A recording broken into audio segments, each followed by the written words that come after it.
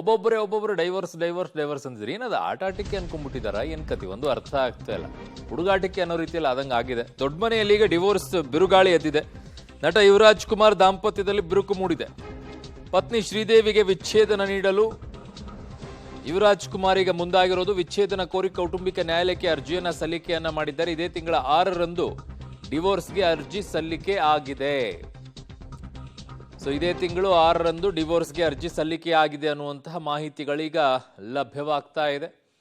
So ಯಾಕೆ, ಏನು, ಯಾತಕ್ಕೋಸ್ಕರ ದೂರ ಆಗ್ತಾ ಇದ್ದಾರೆ, ಏನು ಕಾರಣ, ದೂರ ಆಗುವಂಥ ಪರಿಸ್ಥಿತಿಗೆ ಯಾಕೆ ಹೋದ್ರು ಒಂದು ಅರ್ಥ ಆಗ್ತಾ ಇಲ್ಲ.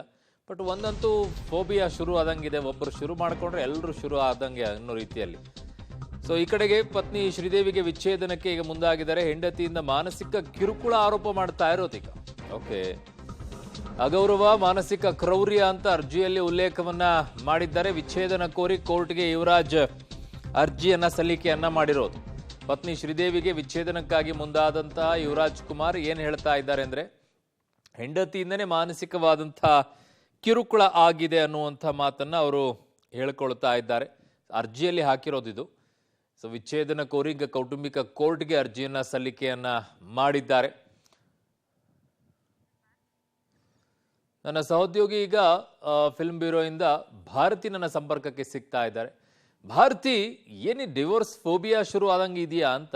ಒಂದು ಶುರು ಆದ್ರೆ ಒಂದೇ ಸಮನೆ ಶುರು ಆಗ್ತಾ ಇದೆ. ಈಗ ಒಂದು ಡೈವೋರ್ಸ್ ಅಂತ ಕೇಳಿದ್ವಿ, ಈಗ ಇನ್ನೊಂದು ಡೈವೋರ್ಸ್ ವಿಚಾರಕ್ಕೆ ಬರ್ತಾ ಇದೆ. ಇವ್ರು ಯಾಕೆ ಡಿವೋರ್ಸ್ ತಗೊಳ್ಳುವಂತ ಪರಿಸ್ಥಿತಿಗೆ ಬರ್ತಾ ಇದ್ದಾರೆ? ಏನಾಗಿದೆ ಇವ್ರ ನಡುವೆ? ಖಂಡಿತ ಅರುಣ್, ದಿನನಿತ್ಯ ಜೀವನದಲ್ಲಿ ಡಿವೋರ್ಸ್ ಕೇಸ್ಗಳು ನಡೀತಾನೆ ಇರ್ತವೆ. ಆದರೆ ದೊಡ್ಡ ಮನೆಯಲ್ಲಿ ಅದು ಯುವರಾಜ್ ಕುಮಾರ್ ಅವರು ವಿಚ್ಛೇದನಕ್ಕೆ ಮುಂದಾದ್ರ ಅನ್ನೋದೇ ಫ್ಯಾನ್ಸ್ಗೆ ನಿಜಕ್ಕೂ ಆತಂಕಕ್ಕೀಡು ಮಾಡಿರುವಂತಹ ಸದ್ಯದ ವಿಚಾರ. ಜೂನ್ 6ನೇ ತಾರೀಕಿಗೆ ಯುವರಾಜ್ ಕುಮಾರ್ ಖುದ್ದು ಅಪ್ಲೈ ಮಾಡಿರ್ತಾರೆ. ಹೆಂಡತಿಯಿಂದ ಮಾನಸಿಕ ಕಿರುಕುಳ ಆಗಿದೆ, ಹಿಂಸೆ ಆಗ್ತಿದೆ, ಹೀಗಾಗಿ ಆ ಮದುವೆ ಬಂಧದಿಂದ ನನಗೆ ಮುಕ್ತಿ ಕೊಡಿ ಅಂತ ಹೇಳಿ ವಿಚ್ಛೇದನಕ್ಕೆ ಅರ್ಜಿ ಹಾಕಿದ್ದಾರೆ ಅನ್ನೋದು ಒಂದು ವಿಚಾರ. ಹಾಗಾಗಿ ಯಾವ ರೀತಿಯಲ್ಲಿ ಹಿಂಸೆ ಅನ್ನೋದೇ ಬಹಳ ನಿಗೂಢ. ಯಾಕಂದ್ರೆ ಅದನ್ನ ಸೂಕ್ತವಾಗಿ ಮುಂದಿನ ದಿನಗಳಲ್ಲಿ ಗೊತ್ತಾಗ್ಬೋದು. ಯಾಕಂದ್ರೆ ಸದ್ಯಕ್ಕೀಗ ತುಂಬಾನೇ ಎರಡು ಕುಟುಂಬಗಳಿಗೆ ತುಂಬಾನೇ ಆಘಾತ ಉಂಟು ಮಾಡಿದೆ. ಹಾಗಾಗಿ ಯಾರು ಕೂಡ ಮಾತಾಡ್ತಾ ಇಲ್ಲ, ಏನೇ ವಿಚಾರಗಳನ್ನ ಹೇಳ್ಕೊಳ್ತಾ ಇಲ್ಲ. ಆದರೆ ಈ ಥರದ ವಿಚಾರ, ಅದರಲ್ಲೂ ದೊಡ್ಡ ಮನೆ ಕುಟುಂಬದಿಂದ ಈ ಥರದೊಂದು ವಿಚ್ಛೇದನಕ್ಕೆ ಅರ್ಜಿ ಹಾಕ್ತಾರೆ ಅನ್ನೋದೇ ಬಹಳ ಆತಂಕಕ್ಕೀಡು ಮಾಡುವಂತಹ ವಿಚಾರ. ಸ್ಯಾಂಡಲ್ವುಡ್ನಲ್ಲಿ ದೊಡ್ಡ ಮನೆ ಅಂದರೆ ತುಂಬ ಅಂದರೆ ಗೌರವಕ್ಕೆ ಹೆಸರುವಾಸಿ. ಇದರಲ್ಲಿ ಅಗೌರವ ಆಗುವಂಥದ್ದೇನು ವಿಚಾರ ಇಲ್ಲ. ಅವರಿಬ್ಬರ ಮಧ್ಯೆ ಏನಾಗಿತ್ತೋ ಭಿನ್ನಾಭಿಪ್ರಾಯ ಬಂದರೆ ಮುನ್ನಡೆಯೋದು ವಾಸಿ ಅಂತ ಹೇಳಿ ಯೋಚನೆ ಮಾಡಿಕೊಂಡು ಬಂದಿರ್ಬೋದು. ಜೊತೆಗೆ ಈಗಿನ ಜನರೇಷನ್ ಅದು ಯಾವ ರೀತಿಯಲ್ಲಿ ಯೋಚನೆ ಮಾಡ್ತಾರೋ, ಹಳೆ ಜನರೇಷನ್ ಹಾಕೊಟ್ಟಿರೋ ಇದಕ್ಕೇನೆ ತತ್ವಕ್ಕೆ ಬದ್ಧರಾಗಿರ್ಬೇಕು ಅನ್ನೋದೇನಿಲ್ಲ.